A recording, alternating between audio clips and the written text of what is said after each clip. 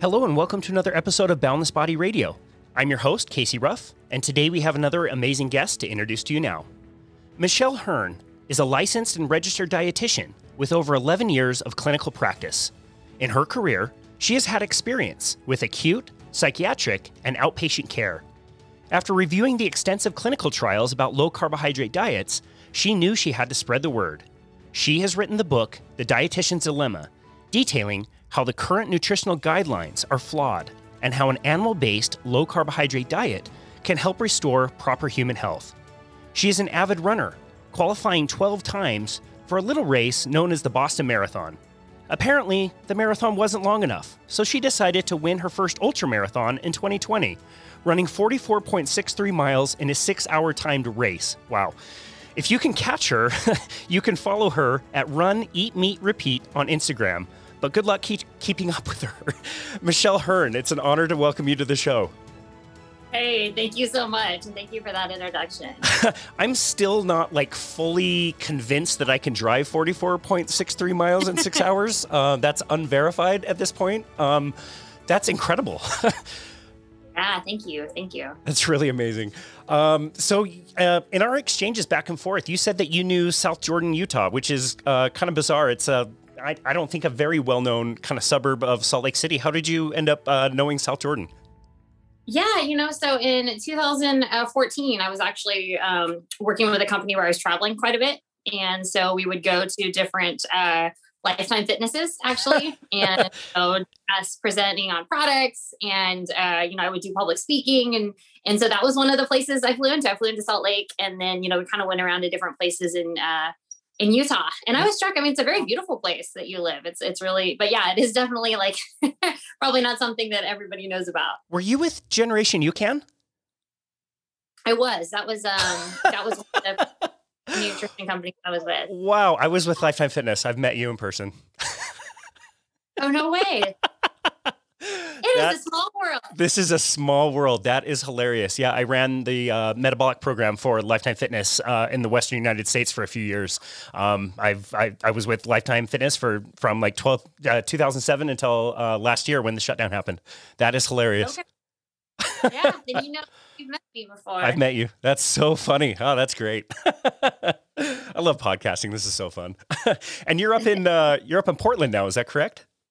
Yeah, I actually live right outside of Portland in Vancouver, Washington. Wow, that's awesome. I have to ask everybody from Portland, and everybody has the same answer when I ask them, is Portland like Portlandia? Yes, it is very weird up here. But no, I love it. It's so, it's very kind of be yourself, kind of do your own thing. But yeah, that's pretty accurate, I would say. That's awesome. I just imagine the scene where it's all dark and kind of cloudy, and there's the group of people that's kind of sad, and one beam of light comes down, and everybody runs over to that beam of light and throws a party, and then the beam of light goes away, and they chase it all across the city. So that's funny. Pretty accurate. Yeah, definitely in the fall and winter. Wow. We definitely try to make a concentrated effort to go visit family that lives down south. So that's awesome. Well, that's great. Okay, so you wrote the book, The Dietician's Dilemma. The book is incredible, and I would encourage anybody to go and either download it on Kindle like I did, or go buy the actual physical book. It's very good. It's a very different style, but it's brought a lot of tears. I have to say, it's very emotional, and it's painful, and it's really vulnerable. You decided to kind of talk about your history with an eating disorder, and boy, it's kind of rough to read. It's hard to hear about, and the depth of despair that you were in. It's really revealing. And I would like to go there, if you would like to go there, and kind of talk about your experience growing up and what that was like to have that eating disorder. Yeah, no, absolutely. And I really appreciate you letting me discuss that, because, like you and I were talking a little bit offline, I've read many books on eating disorders. And I guess just to back up, if you guys aren't familiar with my history, when I was 12, I had a very serious eating disorder. I grew up, my mother is bipolar, and she was undiagnosed and unmedicated for most of my life. And so she really struggled with severe episodes of mania followed by depression. She would often, lock herself in a room for several days and just be crying, or she was constantly in motion. And it was just a very it's a challenging thing to watch is a, you don't understand as a 4, 5, 6-year-old, like, why is your mom not around? What's going on? She also she struggled with food. She's, was 5'4", 100 pounds, very underweight, but was convinced she was too fat. And so from the time I was very young, I was getting these messages that, food had a moral value. Anything that was like cake, cookies, that is bad. And then like salad is good. And my father was working just nonstop. I'm the youngest of 4. And so, he was really trying to just support our family and wasn't around a lot either. So it was really challenging. And, it was as I, became an adolescent, at the age of 12, I started restricting calories, and it happened very quickly, and people ask me like, how did your parents not know? Or how did people not see?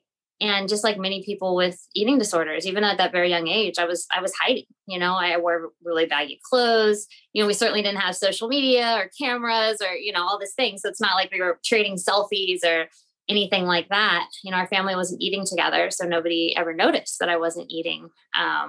And it really wasn't until I got very, very sick. Actually, I passed out at school that my parents kind of took notice of what was going on. And so, and I wanted to write that chapter. And I opened my book with my story, sharing having this really serious eating disorder. And I have a whole chapter on eating disorders because I'm going to challenge the current dogma of our treatment of eating disorders. Is because I just didn't feel like we really discussed the depth of despair, the like hopelessness, you really get to a point, or most people I've spoke with get to a point that you don't want to live anymore. It's a really sad statistic that, people, anorexia has the highest mortality rate of any psychiatric disorder. More people die from anorexia than they do of schizophrenia, bipolar disorder, schizoaffective disorder, anything. And a really sobering statistic, they looked at a meta-analysis. They looked at 36 different studies. And, it was about 20% of people with anorexia died. And of those 20%, about half of them took their own life. Like it got to that point. It wasn't, obviously many died from, complications with being underweight, your heart stopped working. But about half of the people just can't live. And I've been there. I get it. I hear that. I share in my story, the doctor actually told my parents that I wasn't going to make it. I was too far gone. It gave me about a 10% chance of surviving. And to be fair, you're like, oh my gosh, why would you say that in front of a 12-year-old? They actually took my parents in a separate room and I kind of snuck in to listen. I heard what they said. I didn't want to write this and I didn't want to share that because I would have to admit that when I heard that, I was grateful. I was so thankful. I was like, oh, thank God, it's almost over. My life is almost over. I don't have to live this way anymore. I don't have to. At the age of 12, I was grateful that I thought I would be dying soon. And at that point, I also was well aware that I was causing suffering to my family. I thought they would be much better without me. I was going to be causing a financial strain with being in treatment. I knew I was making my parents sad. And then, my life just consisted of starving myself and obsessing about food. Like I didn't have any quality of life. So it's a hard thing. I shared with people, my wife when she was helping me edit the book, she was like, I can't read this chapter. Like, it hurts me, and it's not my goal to make people reading it feel angry or sad or hurt, but it was my hope that people connect because the people say like, I've been there. I felt that depth of despair, or maybe people are currently there. They're feeling that depth of despair saying I've been anorexic for a decade and I'm never going to get better. That's another really sad statistic. Statistically, about 20% of people with anorexia spend their entire lives in and out of treatment. Get a little better, come home, back in the hospital, get a little better. The rate of relapse is estimated between 38 and 46% for all eating disorders. And they count relapse as actually going back into treatment. If we're counting just like re-engaging in behaviors, I'm going to say it's 100%. And I'm included in that statistic. One of the main things that I want to talk about, people ask me like, how is this book different? There's all kinds of books on nutrition. I want to challenge the dogma of eating disorder and mental health treatment. I'm certainly challenging, diabetics and diabetes treatments and heart disease treatments. And I have a whole chapter on, the crazy story of how our nutrition guidelines came to be. But I've never read and I've never seen anybody talk about eating disorders the way I wanted to. And so I wanted to validate the struggle. I wanted to let people with eating disorders know I hear you, I see you, and I think we can do better. Wow. I mean, I can so much relate to your wife.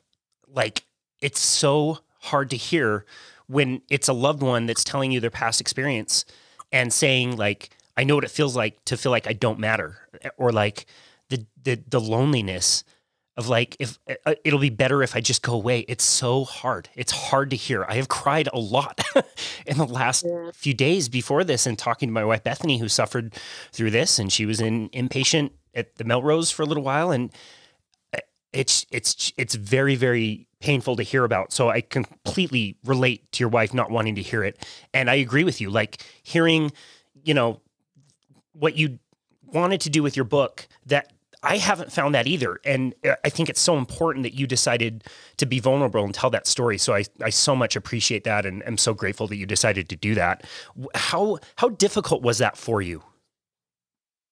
I've thought about, I've started to write, that chapter of my life story many times, actually, just throughout my life. I'm 37. So, I struggled with, obsessive eating disorder thoughts for many years. And when I got to the point of admitting that I wanted to die, like I was very happy to hear that. I was like, I can't put this out on paper. How as a professional can I admit that, that I was that low or that sick? So it was really difficult. And it was also really difficult. I never wanted to, as far as my family goes, I have a very good relationship with both of my parents. I didn't want to ever make it seem like I was blaming or shaming my mom or anybody else. Right. So, it was difficult, and it was, scary, because I was like, oh my gosh, a lot of people, whoever reads this is going to know more about me than I would, probably tell people close to me. But kind of the big decision of like, why? Like, I kind of came back to like, what do I actually want to accomplish? Like, if somebody asked me, like, what are you trying to accomplish writing this book?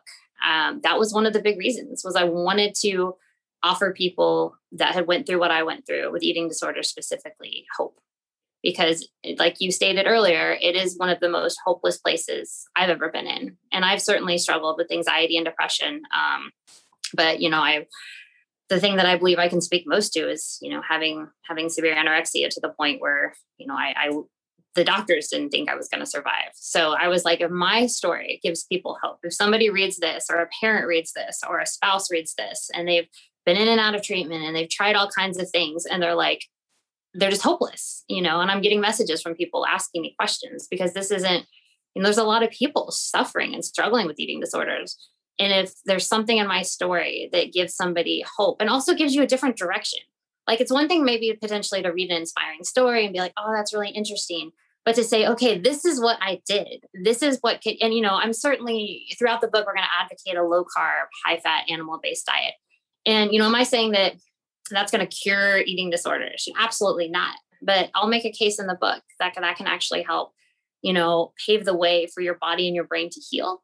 And then all the other steps you can take, whether what, types of therapy and things, your brain can actually utilize that information. Right. Unfortunately, I believe the way that we're treating eating disorders, just all foods can fit, standard American guidelines, carbohydrate heavy, is really, suppressing neurotransmitter. Well, we can go into that later, but preventing the brain from being able to actually recover. Yeah. I definitely want to talk about all of that. I want to talk about too, like, you in the introduction tell your story, but then you do such a great job telling other people's story. And in the chapter about eating disorders, you start out with a poem that is gut-wrenching. It's so hard to read. And then you see the very end where it says this is, what was it? The story of Mary, and she passed away at age 15 from bulimia. Yeah. Young lady. And yeah, I actually reached out. I'm going to get a little emotional. Reached out to her family, and they asked that I didn't use her real name. So that is not her real name, which is fine. But she was a few years older than me when I was in treatment, and I was 12 and she was 14, and she was just adamant that I was going to recover, and she was not And I remember thinking, like, how does she know? How does she know that? Because she was so smart and so witty, and she did so well in recovery. But apparently that was her like third time in treatment. She, seemed to do well in treatment, go home, and then, lose a bunch of weight, come back, kind of like we talked about earlier, just constantly in and out of treatment. And, then of course, when I was, when she was 15, so that next year, I got a call that, she passed away during a bulimic episode. Oh my God.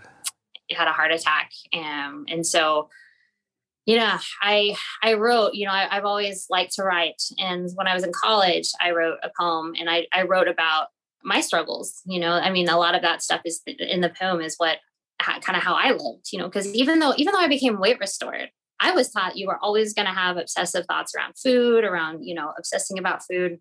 And I did through most of my early adolescence. I was told, like, that's what recovery is. Recovery is you're weight restored. Potentially you don't act on behaviors, but they're always in your thoughts and your mind. And so, I wrote that because that was kind of what, some of the stuff I was struggling with. And that also was, what I had kind of believed potentially was what was going on with her. And, so I'm hoping that when people read that, they, like you said, it's even hard sometimes when I think about it,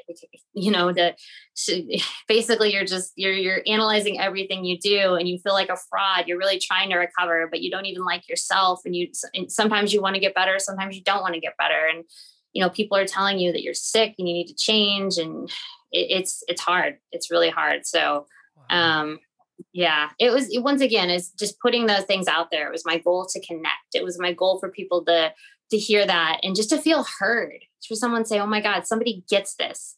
And if somebody gets this and they've gotten better, what are they doing? Because, like I said, I'm 37, and for the last 25 years, I've struggled. And it wasn't until I learned, like, why do I still have these obsessive racing thoughts around food? Is there something I can do to change that I actually feel that now I finally have food freedom, and I finally am no longer an anxious mess. Wow. What was that process like for you? What was it like to heal? Like what steps helped you the most? Yeah. Well, so gosh, I try to give you the Reader's Digest version, but, basically in 2019, and you shared that I've run 12 marathons, I've qualified for Boston, and I wanted to qualify for the Olympic trials. And so I was putting in tons of miles, following a very high carbohydrate diet. I've done that through most of my life. And, all of a sudden my body stopped recovering well from workouts, and I had people be like, oh, you're getting older. I was 36 at the time. I got my blood checked. Everything was fine. I talked to 2 different sports dietitians, and they're like, oh, you need to eat more carbohydrates. And at that time, once again, eating 350, almost 400 grams. So I ate more carbohydrates, trying to eat 8 times a day. My anxiety went through the roof. I started having like suicidal ideation, like things I hadn't dealt with to that degree in quite a while. And so, I ended up kind of the change, the big come to Jesus moment was I woke up at like 2 a.m. I had searing muscle pain, back was spasming, and I went to 7-Eleven and got like 30 pounds of ice, put it in the bathtub. So I'm sitting in the ice bath crying, like, what is going on? And, my wife kind of came in and was like, maybe we should do something different. And I was just like, yeah, this is it. I'm done running. This is ridiculous. Like, I can't do this. I can't go at that time too. I'd go through, when you're training hard, you can go on 10, 15 mile runs. I couldn't make it more than 2 miles. I was breaking out in cold sweats. And so I decided, okay, well, fine, let's do a low carb diet. And it's so interesting because as a dietitian, I was afraid to do this. I had been so indoctrinated that we need all these carbs and they're important. And certainly as an active person, I thought I have to have carbohydrates. And so, but I was like, you know what, let's give this a try. And as I was doing research, that's when I came across the carnivore diet, which is an all animal based diet, no plants. And I was like, whoa, wait. All right. I can get behind meat. I can get behind protein, but like no plants, that is nuts. Insanity, pure insanity. Yeah, absolute insanity. Like who would do that? That's the dumbest thing ever. But then, I'd encourage anybody. Like, I was like, a lot of times we're so polarized nowadays, right? Like we hear something or we see something and it's like, oh, that's brilliant or that's stupid. And so I immediately thought, well, that's stupid. But then I said, be curious. Let me do a tiny bit of research on this. And so first I just dug into the research on low carb, high fat diets. And I was just shocked. I mean, there's so much research on, the benefits for potentially for mental health. Now we have a ketogenic and Alzheimer's disease. They improved. We have tons of case studies for obesity, for diabetes. And then I kind of, I started looking on Instagram and other places, and all these people who followed this way of eating, I was just struck by how like their skin was great. They seemed happy. There was all these YouTubes. I'm like, well, these people are really happy. I'm not really happy. And so I just, I reached out to a few people and said, hey, you know what? This is who I am. This is my story. And people were great. I had several people reach back out to me and say, hey, this is what I'm doing. It's really helped. And a lot of people had come from the standard American diet. So I was curious, I was like, okay. And then I discovered Zach Bitter, who is the current 100-mile world record holder. And he's following a low carb diet. I'm like, no freaking way. So I emailed him. And so at this point, I was, the wheels in my head were just turning. I was like, okay, well, at this point, I'm still working at the hospital.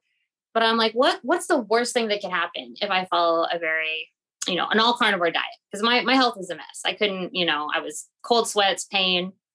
And so I just decided, let's give this a try. And so, I went and talked to my wife, said, hey, this is what I want to do. And she was like, I won't say her exact words, basically said no. No. But once again, she knew my history. She said, this is eating disorder, Michelle. This is restrictive. You cannot do this. And so we thought about it. And finally she was like, all right, fine. You're an adult. You're going to quit. This is stupid. And about, a couple weeks into it, I just noticed my muscle pain was gone, absolutely gone. But I was like, hey, I'm not running. So that makes sense. But then 3 weeks into it, she actually asked me, she's like, come sit with me. And she's like, we've known each other for 11 years. She said, this is the best I've seen your anxiety in the 11 years I've known you. Wow. And she's like, I don't know if I like this yet, but something is going on. And so we were both like, whoa, this is kind of crazy. And then about a week after that, she was trying to read and I was bothering her. And she was like, hey, you know what? Why don't you go for a run? You got too much energy. I want to read. And it was a weird moment because I hadn't run in a month, and I had been running since I was 14. And now at that point I'm 36. And I was like, you know what? I kind of freaked out because the last time I tried to run, I was getting cold sweats and all this muscle pain. And so I was like, you know what, whatever. I'm going to go jog around the block. It's fine. And I went and ran for an hour. I mean, that was almost day 30 of 0 carbs. And I felt great. Wow. And so I came home and we were both like, what is this? So it's just been such a wild journey. And, it went from, okay, well, maybe I'll become a recreational runner to I started to dream again. I was like, what could I still be competitive? And I was like, my poor wife, she thought, oh, this is going to be great. You're going to be able to run a few miles every day and that'll make you happy. And I was like, what if I run an ultra marathon? Forget this 26.2 mile business. Let's run 50 miles. And, yeah, wasn't thrilled about that idea at first, but it was kind of like, you know what, why don't you try? Why don't you see how you feel? And that's when I reached back out to Zach and he was willing to coach me. And I was like, you know what, let's see how this goes. Let's not register for a race yet. And, I felt great. I could not believe how much better I felt. And this was the point too, that I started adding carbohydrates back in. So I had 30 days, meat and fat, no carbs. And then I kind of had a baseline. I'm at a baseline of about 50 grams of carbs a day. And I felt great.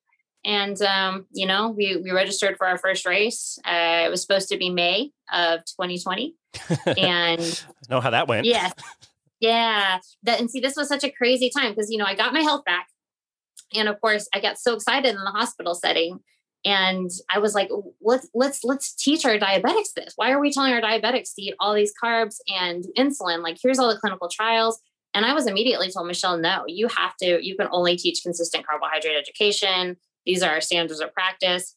So here I am being told I have to teach people something that's potentially harmful to them. And I started to really struggle with that, and that was really hard. And then I was trying to focus on my running as well. And like you said, COVID hit.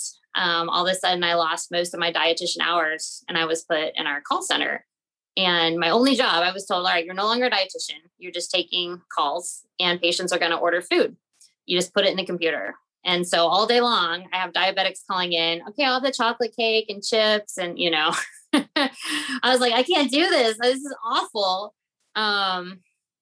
So yeah, so So it you was a bailed? really, really, You quit? yeah, well, I stuck it out for a little while because I was, I went from, having a very stable job, 40 hours a week, to being put in the call center, random shifts, to, I just can't. Yeah. I was like, I felt like I was hurting people. And so that was when, I left. But between that time, I mean, I started writing my book in January, like once, I got my health back about November, December. And every time I had a free moment, I'd get so angry after my days of the hospital. I'd come home and I just like feverishly type like all this stuff, first draft doesn't even need to make sense. My first draft actually was very angry. You'd be very glad that, Wow. because I was angry at our healthcare system, and I was angry at what I had seen. And I was angry at, having worked in psychiatric units and seen what we're feeding people, and I hope people who, if you've not spent a lot of time in the hospital, I'm not talking about like, we don't see like, oh, Mary or Bob's a little overweight. We see, hey, they have wounds down to the bone. I've seen people with strokes at the age of 40, people that are so fat but under muscle, they can't walk a few steps to the bathroom, rotting teeth, amputations. I had a guy who stepped on a piece of glass and didn't come in the hospital for 7 days because he couldn't feel it in his foot because he has such severe diabetes and he was completely septic. Massive heart disease, people eating these, really terrible plant-based diets and think that they're saving the world, so it was a struggle, and I left. And, and I took a job, working with meat, in Portland, Oregon, with a place called Scratch Meats. And it was amazing, sourcing from local farms, making sausages and breaking down animals. And I loved it. It was such hard work too. It was very physical. It was like running and then going to a CrossFit workout. Wow. But people would ask me like, do you miss anything about being in the hospital? And I was like, oh, I kind of miss the paycheck. But other than that, it just felt so happy and rewarding to be doing something that I believed in. But yeah. And during that time, like we had said, it was COVID. So my race got canceled in May. So Zach and I kind of regrouped and we scheduled a race that was supposed to happen in October, and that got canceled. So we're like, all right, well, one more time, I scheduled a race that was in November 7th, and it was supposed to happen right outside of Las Vegas. And I kind of figured like, if something's going to go off, Las Vegas is a pretty good area, that probably will happen. And I got very lucky. It was a cooler day. It ended up being about 68 degrees, but there was 22-mile-an-hour winds. So that was interesting. But yeah, I felt great. I felt great the whole race. I've never run at that point more than a little over 4 hours, and felt great and consistent the whole time. Never ran out of energy, never hit the wall. And I cried so hard after the end of that race. It was really special, to run the whole time, to cover a little over 44 miles. It ended up being the second longest distance covered for a 6-hour race in 2020, which may not sound impressive because there wasn't a whole lot of 6 hours that happened, but it would have been the third longest time in the last 5 years. So yeah, it's just been a wild, crazy journey. And obviously during all that time, continuing to use every opportunity, every free moment I had to network with the community, to dig into the clinical trials, to ask people for their testimonies, to make this book something that I think can help a lot of people. Wow. Okay. So for the listener, like right now, as long as you're not driving, like please download the book, get the book. If you can't do that, at least go to Michelle's Instagram and scroll back and go find that picture. That picture is something special. It is so real. You can just feel like the relief, the journey, the accomplishment. It's so amazing. I'm so glad that it's just one of those moments you're just so happy that was actually like captured and can live on. Yeah. What's so funny too is like my wife got that picture, and at first I was like, get that off your phone. I was like, I'm a mess. And she was like, stay away. You don't realize like this kind of captures the last year. Cause officially she's rode this roller coaster with me from basically kind of like losing my job. I lost almost all of my hours, and then I had to be in the call center, and then I quit, and it was like, oh my gosh, how are we going to do this financially? All right, we'll figure it out. I'm going to try to produce this book. Well, is anybody going to read it? And then, is this going to work? I've had several, you're always going to get negative people be like, oh, this diet's going to kill your heart, or, oh, this will never work for your running. But I was and I would tell anybody to do this. I was so focused on the process. I'm not necessarily worried about it's life. You're going to have good days, bad days, great runs, terrible runs, whatever. But I just kind of fell in love with, what I was doing. And I would say this way of eating, I was so calm. I was satiated. I finally had enough nutrition. When you're eating a really animal-based diet, you're getting that iron and zinc and B12. And everything in my life got better. I was a better wife. I was a better employee. I started to like myself. I was liking what I was doing. It really helped me kind of pave the way to deal with some things I hadn't dealt with throughout my life. And I just cannot tell you how grateful I am for, just this, for the opportunity for change, for real sustainable change, and to be able to come on podcasts like yours and talk about it. And, just to give people hope, and, if somebody might be listening and be like, oh my God, I never want to run. That's fine. That's great. I believe what your nutrition should do for you. I only have two things I want my nutrition to do for me. I want it to fuel my passion, which is my distance running, and I want to help other people. So, your passion could just be, I'm a parent, or I'm a business owner, I'm a lawyer, I'm a, carpenter, whatever it is. You should be able to eat and move on with your life.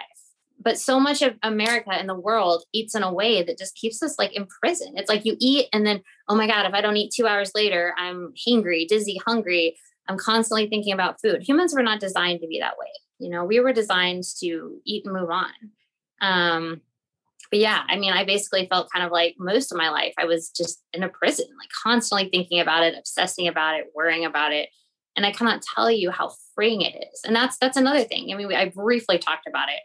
People say, oh, this is so restrictive. Oh, Michelle, how could you ever suggest such a restrictive life or restrictive way of eating for someone with an eating disorder?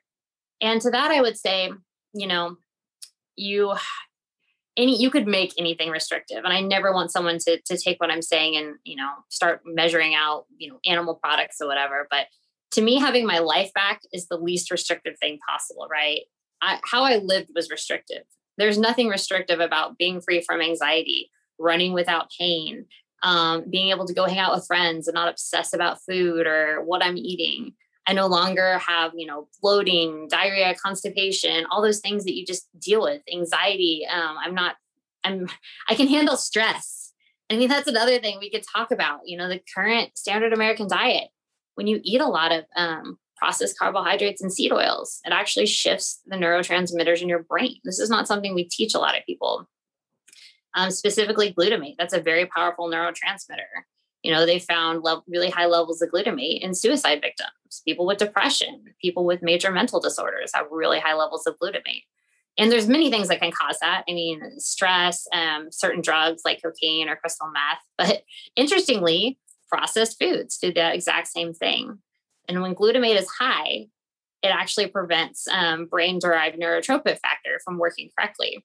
And that's, we can get in the chemistry of that, but that's kind of long and boring. But basically, that brain-derived neurotrophic factor is responsible for your brain coping with stress.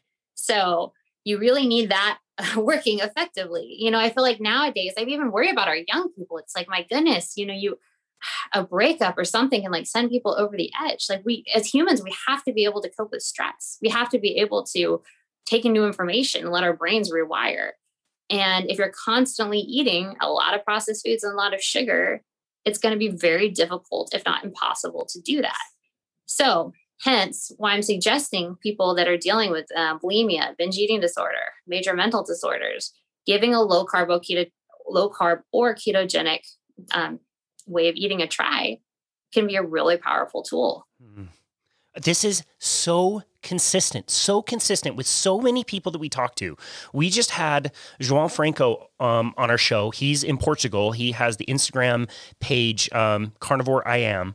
And he talked about how when he switched to carnivore, he was like his spirituality increased. He was a better husband. He was more caring and giving. And now he like coaches people for free. He's got this amazing page that he just shares information for free. And all of our guests, it's so consistent. They change their way of eating. They're so happy and grateful and mindful. Like I just think like even myself, like today, it's freezing cold. It's like the second day of spring. I just wanted to go on a damn bike ride, but it's like cold and icy. So I went on my morning walk after my meditation, and like I'm walking around looking at robins singing and ducks are swimming around, and like there's so much beauty and joy that I appreciate that I would have never been able to do before. And that's the number one thing that I noticed when I switched from, you know, kind of low carb keto to more carnivore is my ability to deal with stress and just the just joy of being alive. It's so much higher. Yeah. It's amazing. It almost sounds hokey if you haven't experienced it. Like I sometimes say it out loud. I'm like, oh my gosh, this sounds like an infomercial, but it's true. And my theory, I mean, we have really good research from Dr. Georgia Ede and Dr. Chris Palmer on this is I believe too, it's the influx of animal products, you know, getting that zinc, that B12 and that folate. And then also removing a lot of the plant products. Cause for me, you know, I had always eaten meat throughout my life, except for when I was in, you know, high school, I went through this like vegetarian phase. But as a runner, I was eating so much oats, seeds, vegetables, that a lot of those things have anti-nutrients, things like phytic acid, specifically in like oats and seeds. Well, what does that do? That binds with iron and calcium. So it doesn't matter how much you're taking in if your body can't absorb it, right? So, you know, for me, really removing a lot of those plant foods, and it's so counterintuitive. As a dietitian, I was told vegetables are great, all vegetables all the time. Great, great, great, great. Fiber, great. But if you think about it, like it's every species has a diet, right? Species specific. My house, we have a mini zoo. I've got a dog, we have chickens, we have a tortoise. We feed the tortoise, Gertie, very differently than we feed the dog, right? Gertie gets leaves, the dog gets meat. And humans are the same way. We evolved on meat and fat. And did we eat plants? Absolutely. Depending on where you lived in relationship to the equator, and when plants were available, yeah, we certainly ate some fruits. We have evidence we ate some tubers and some vegetables, but they were very small, minimal carbs, really, you know, they don't look anything like they do today, right? So most of the calories and the nutrition was taken in through meat and fat, you know, and I feel like probably one of the biggest myths we have in nutrition today is like, for example, like if a product has something like spinach, for example, just because spinach has, let's just say a cup of spinach has 6 milligrams of iron per cup. Just because it has 6 milligrams of iron does not mean your body can utilize and absorb that. Thank you. Say that one more time. Thank you. Say that again. That's so important. Just because and this is especially prevalent in plants, right? Just because a product has, like say spinach, 6 milligrams of iron per cup. And don't email me, y'all. If you pack it down, you can get 6 milligrams. Obviously it may have a little less if it's whatever.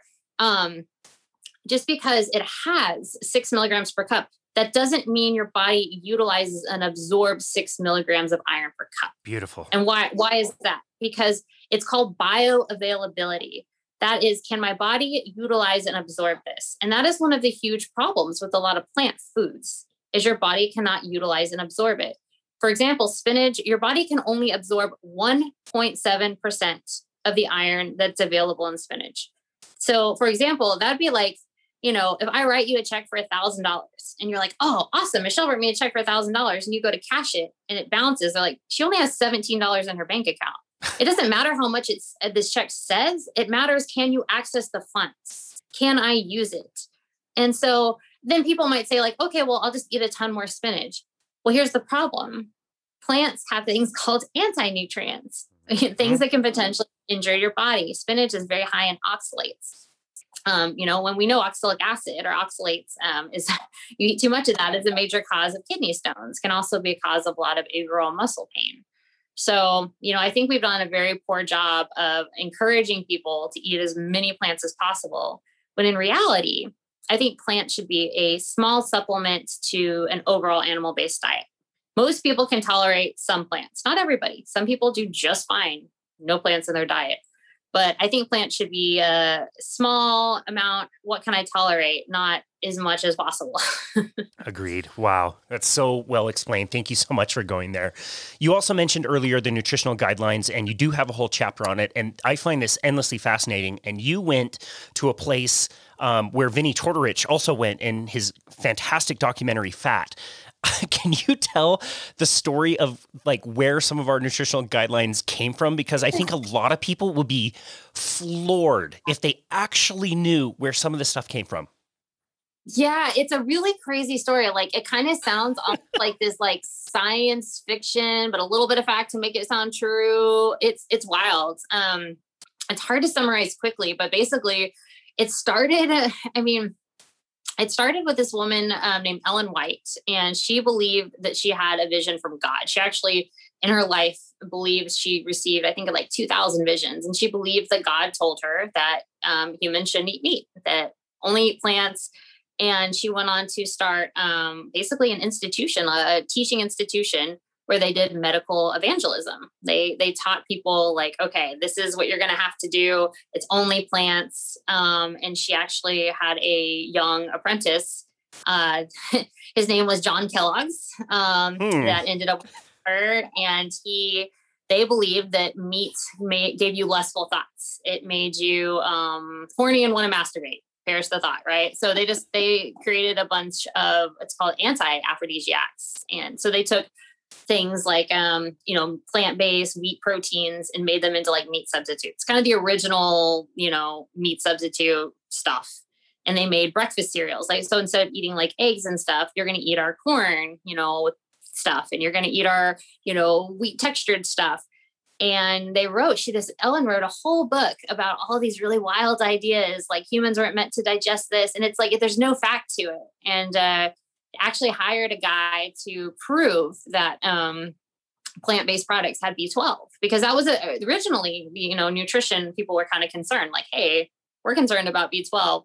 And so they tested all these products, and guess what? There's no B12 in plant food. So he falsified a statement saying like, look, as long as you don't eat too much sugar, you're fine. You can get enough B12. And so that was kind of the beginning. And this institution ended up got certified to teach dietetics students. So that was the beginning. And that's the 7-day, they started the 7-day Adventist church, which is still like a vegetarian, I believe. I don't know if it's vegetarian, but I think many of their members are vegetarian. And then at the same time, you had just some crazy things going on in the world. Yeah, World War II started. And in World War II, at first we were just going to try to grow more corn for our allies. And so farmers got these subsidies and they were super psyched. And then it was like, oh my gosh, now the US is entering the war. We need more corn. And the government tried to rescind some of these subsidies after the war. And farmers were like, no way. We're doing well. We're growing corn. We're making money. Some of them are actually still around today. And so now we have all this corn. Like we had a lot of excess corn.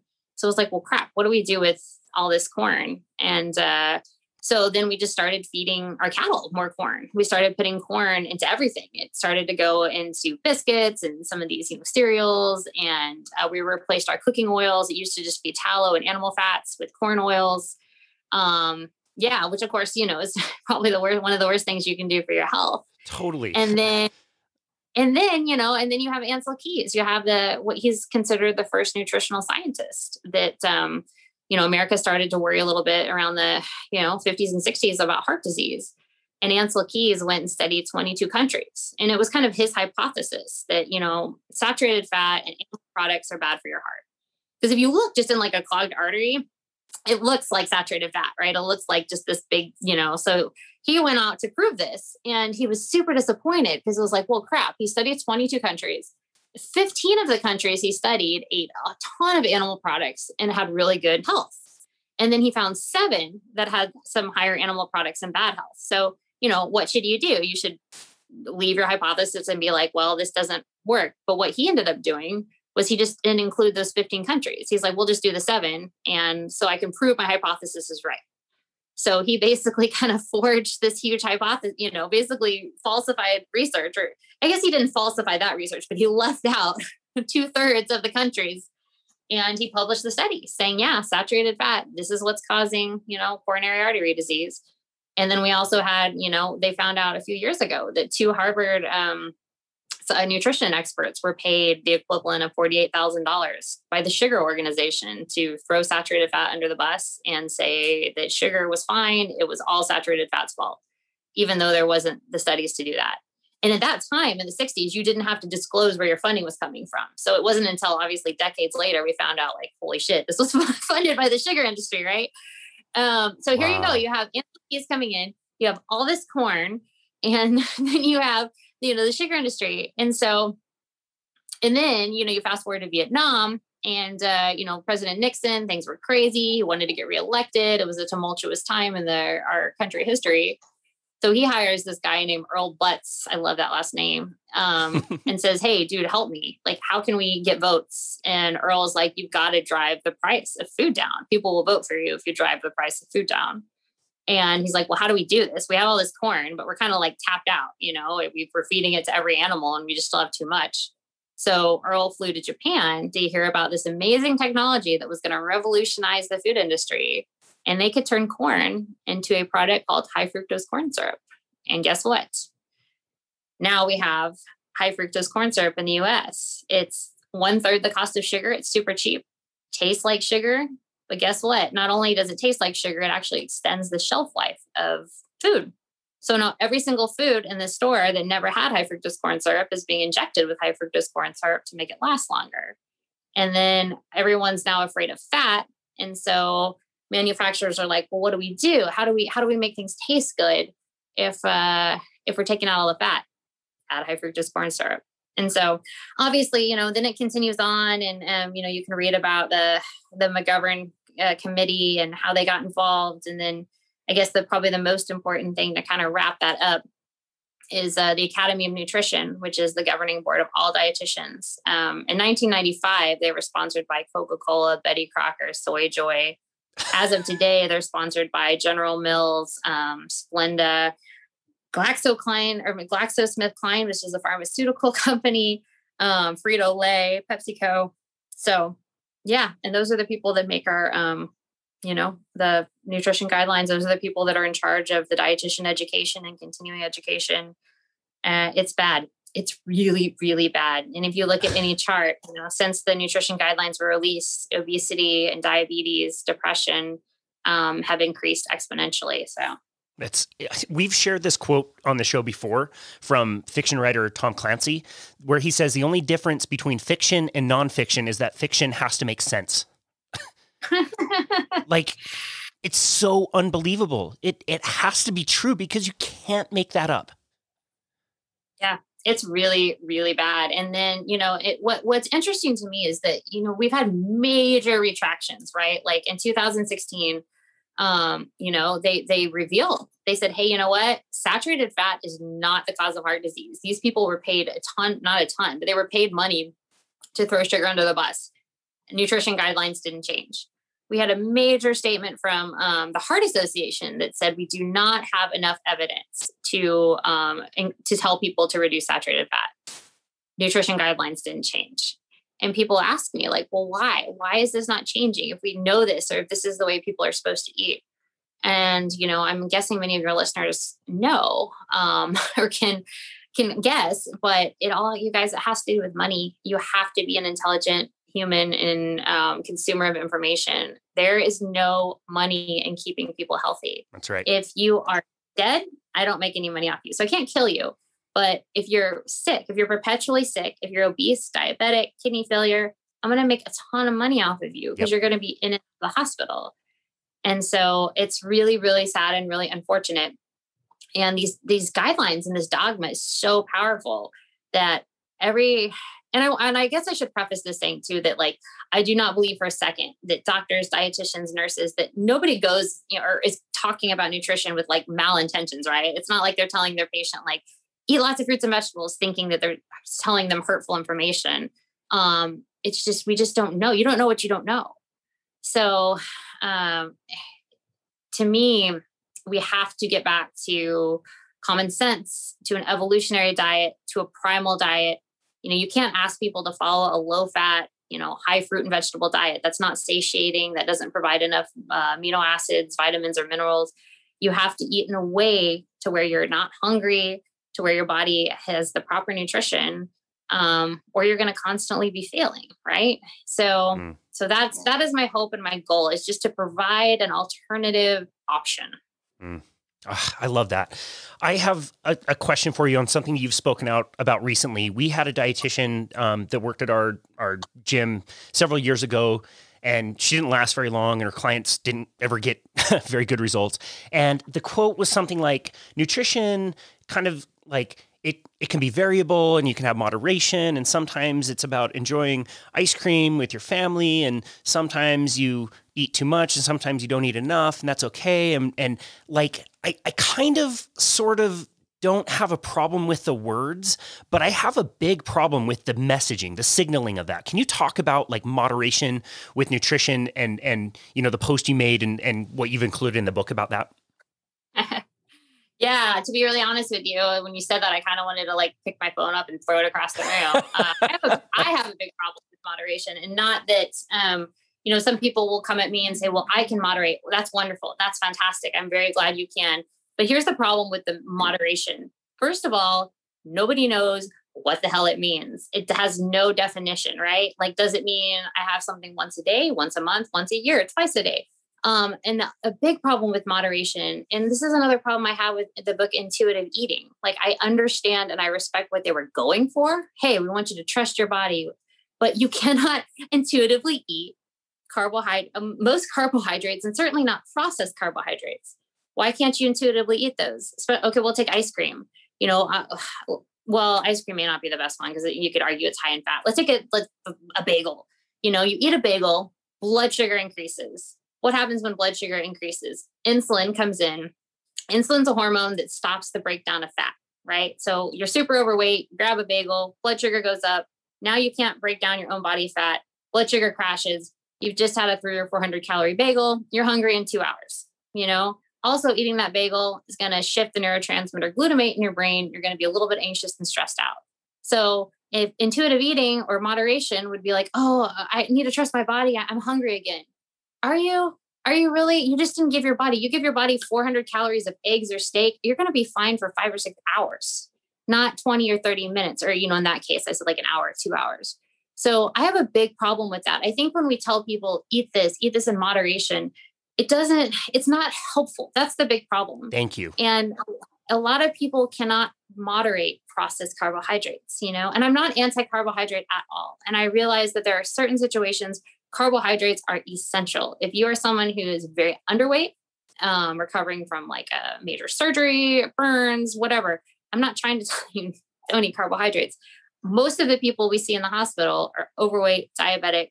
It is time to remove carbohydrates from the diet. Thank you. Instead of telling people to moderate carbohydrates, if you're overweight, you need to really think about like eliminating these things. Start to ponder, like, why do I have these things? Carbohydrates are a non-essential macronutrient. What does that mean?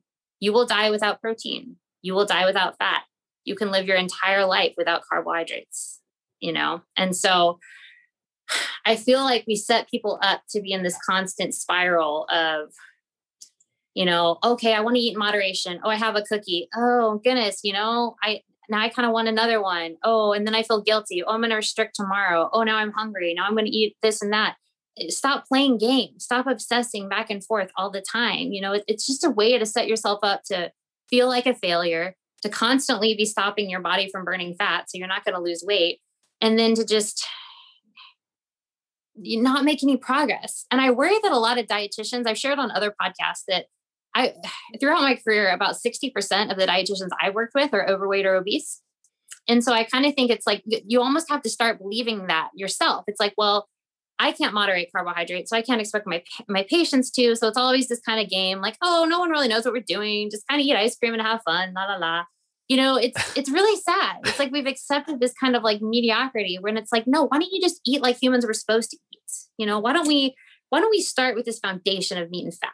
Why don't we start with this is what is going to be the best and most nourishing thing for me. And then let's see how things go. If your goals and your life changes, certainly as I'm running a lot more, my carbohydrate intake increases, but let's start here, and And if you are I think you need to take a step back. If you are so addicted to carbohydrates, the idea of giving up sugar, giving up carbohydrates, then get with somebody, get with a therapist, get with a mental health provider, talk to a friend, develop some emotional management skills. We do a terrible job. This could be a whole separate podcast about growing up. I've shared before that, in my household, things were clearly tumultuous. When my mom was struggling or angry, she didn't go, wow, Shell, I'm upset. Let's go for a walk and then I'm going to write in my journal. It was throwing things and screaming. It's like, you got to figure out how to deal with your shit. And if you're dealing with it with sugar and with carbs, not only are you not dealing with it, you're going to be setting your brain up to not be able to process your stress, So I think dietitians are doing a terrible job. I just had a conversation with a nutritional therapy practitioner. And if somebody's listening to this and they're like, wow, Michelle, I think you're awesome. I want you to coach me. I don't do a whole lot of coaching or online consulting, but I have a couple people I work with I will recommend you to.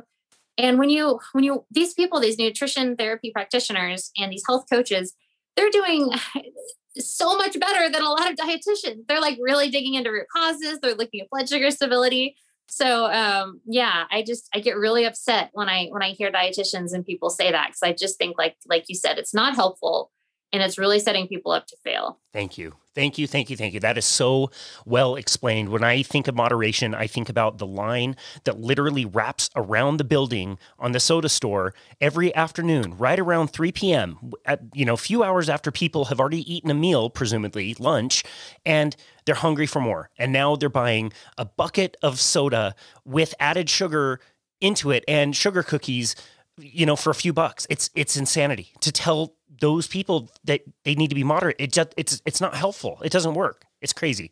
Absolute insanity. Your book is amazing. The Dietitian's Dilemma. It's so good. It's very well written. You've included great pictures, great stories, real people. It's easy to understand. I can't recommend it highly enough. You are so vulnerable in the book and talk about yourself, your life, being painfully cold, feeling absolutely lonely, those depths of despair. I would, we normally ask our guests one simple takeaway that they can apply, but I want to go back and, to somebody who is struggling with eating or an eating disorder, what is one simple thing you would like to tell that person to do? Oh gosh, to do. My first thought was just like, taking it, I would first just take a deep breath and realize like it will get better. Like maybe it sounds cliche or whatever, but I mean, I'm here to tell you there is a beautiful life on the other side of this. And I guess it would really depend like where you're at. Like if you're at the point where you are just completely broken and completely, it depends. If you're not medically stable, then the first thing you need to do is get medically stable, right? You need to get to a hospital. You need to be medically stable before you can do anything. But then after that, I would really encourage you to take some time, weigh the pros and cons. Would it make sense to adopt an animal-based diet? If you've been dealing with, if you're binging and purging, if you're just binging, if you're restricting, would it make sense to give something different a try? And if you think like, yes, it would, why not? I've been doing the same thing and that's the definition of insanity, right? Doing the same thing over and over and expecting different results. Then, reach out to me, reach out to these people in my book that are coaches. Every person in this book, I know I've vetted, I believe in, I trust in, get some help. And, a lot of these coaching, it's not even that expensive. Obviously if you go through like a traditional medical program, it's going to be incredibly expensive, but get some help. Give yourself an opportunity, because if you change the way you're eating, and while you're doing this, you're going to address some of your trauma and other things. I promise you, in 6 months, your life could look completely different. Like we were saying earlier, it almost sounds hokey. Like 3 weeks after following this way of eating, my anxiety got better. Like it sounds cheesy. People listening to this, I've struggled for years and years and years. I had too, but yeah. And please, I'm really active on Instagram. I get back to all my messages as fast as I can. So there is hope. There's healing. The first step, if you are medically compromised, you have to take care of that first. You can't be super dangerously underweight and start something new. But if you're at a place where you are medically stable, please weigh the pros and cons and, reach out to me or somebody. We'll get you in the right direction. That's beautiful. I love that so much. Michelle Hurn, what an incredible conversation. This has been absolutely amazing. It's important. It's relevant. It's so needed right now. I so much appreciate the work that you've done, the career that you've had, the life that you've lived, and being willing to share it, to have this savage life where you quit your job because it wasn't right for you and you're making your own way and sharing your message and running way too fast and way too far, all kinds of crazy stuff. I'm so grateful for you and for your work and for taking the time to appear on our show today. It's really meaningful. And again, I'm so grateful. Where do you want people to go to find you and to find your amazing book, The Dietitian's Dilemma? Yeah, so the book is on Amazon. Just type in Dietitian's Dilemma on Amazon. I have a paperback. I also have the ebook. And we will be recording. We actually have just set up a recording for Audible. Awesome. So it should later in the summer. I've had people request that. So that's the next thing that's coming. But the dietitiansdilemma.net is my website. But yeah, if you want to hit me up, if you're interested, please follow me on Instagram. I am on Twitter. I'm not on there as much. Michelle Hurn RD. But yeah, I'm most active on Instagram. So run, eat, meet, repeat. And like I said, please feel free. If you have questions, you have concerns, you have a loved one, you just need to be pointed in the right direction. I'm happy to help you out. That's fantastic. We'll link to all of that in the show notes. I can tell you, just starting to get more active on social media. It's so hard. Instagram, I don't understand. And Twitter just seems mostly mean. It's been really hard to try to figure out. Michelle Hurn, thank you again so much for coming onto our show today. Your message is really important. I just want to say, I normally listen to books. I don't have a lot of time to sit down and read, and this is one that I felt was important to buy and to sit down and read, and it was very important. And for somebody who has, a loved one close to me that struggled with an eating disorder, this is so important and amazing, and I'm just so grateful for you and everything you've done. So thank you so much for everything, and thank you for appearing on our show today. You are so welcome. Thanks again for having me on. It's been an absolute honor. And this has been another episode of Boundless Body Radio.